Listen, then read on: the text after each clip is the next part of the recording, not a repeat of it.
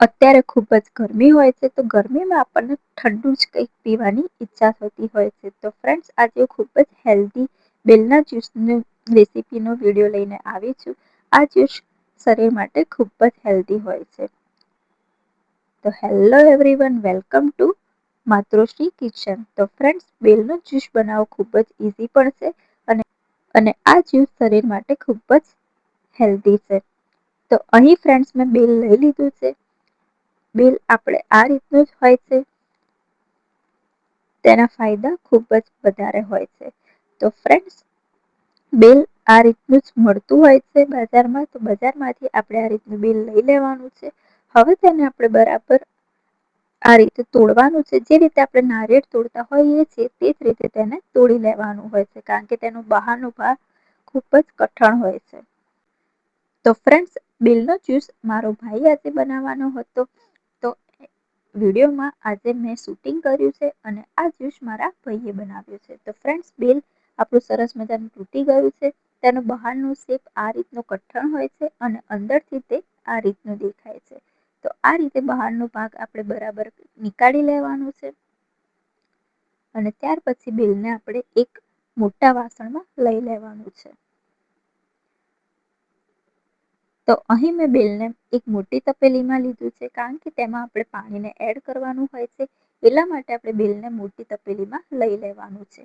હવે બેલની અંદર મેં 3 થી 4 ગ્લાસ જેટલું પાણી એડ કર્યું છે.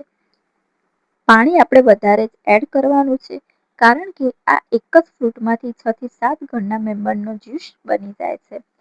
તો અહીં ફ્રેન્ડ્સ, હવે મેં પાણી ઉમેરી લીધું છે. તો હવે મારા ભાઈએ હાથથી આ રીતે તેના જે બહારનો ભાગ હોય તેને આ રીતે એકદમ મચોડી લીધો છે. બેલનો જ્યુસ આ રીતે જ બને છે. તેને હાથથી જ આ રીતે પાણીમાં મચોડવાનો હોય છે અને આ રીતે જ તેનો જ્યુસ તૈયાર થાય છે. હવે હલકા જ હાથે તેને આ રીતે મચોડતા જવાનું છે અને તેનો આપણે જ્યુસ તૈયાર કરતું જવાનું છે. આ રીતે તેને આપણે મચોડતા જઈશું એટલે તેના અંદરના ભાગમાં જે બીજ હોય છે તે બીજ આપણે નીકાળી લેવાના છે. પણ એ બીજ નીકાળવા માટે આપણે તેને ખૂબ જ મચોડવું પડે છે. 4 થી 5 મિનિટ સુધી આપણે તેને આ રીતે મચોડતા જવાનું છે અને પાણી સાથે મિક્સ કરતા જવાનું છે. તો ફ્રેન્ડ્સ, વિડીયોમાં તમે જોઈ શકો છો કે હવે આપણું જે બેલ હતું તે બરાબર પાણીમાં મિક્સ થઈ ગયું છે અને બરાબર મિક્સ થઈ ગયું છે અને તેના બીજ પણ નીકળે છે. હવે મેં તેમાં ખાંડ ઉમેરી લીધી છે. એક બેલમાં આપણે અડધી વાટકી જેટલી ખાંડ ઉમેરવાની હોય છે. આ તેનું ચોક્કસ માપ છે. ખાંડ ઉમેરી લીધા પછી પણ આપણે આ રીતે હાથથી જ તેને મિક્સ કરતું જવાનું છે. ખાંડને પણ આ રીતે જ મિક્સ કરવાની હોય છે, જેથી કરી જ્યુસ સાથે ખાંડ બરાબર મિક્સ થઈ જાય. તો હવે ફ્રેન્ડ્સ, આપણું જે બેલ હતું બરાબર પાણીમાં મિક્સ થઈ ગયું છે અને હવે તેના બીજ પણ નીકળે છે. તો ફ્રેન્ડ્સ, તેના બીજ આ રીતના હોય છે, તમે વિડીયોમાં જોઈ શકો છો. તો આપણે આ બીજ ખાસ કરીને નીકાળી લેવાના છે. આ બીજ નીકળી જશે એટલે આપણા બેલ જે હતું તે પાણીમાં મિક્સ થઈ ગયું હશે. હવે મેં અહીં જ્યુસને ગળણીમાં આ રીતે ગાળી લીધો છે અને હવે તેને કાચના ગ્લાસમાં મેં એડ કરી દીધું છે.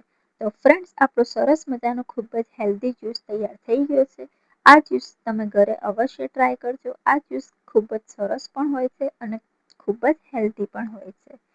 તો ફ્રેન્ડ્સ, તમને વિડીયો પસંદ આવ્યો હોય તો વિડીયોને લાઇક, શેર, કમેન્ટ કરવાનું ના ભૂલતા અને ચેનલને સબસ્ક્રાઈબ પણ કરી દેજો. Thank you.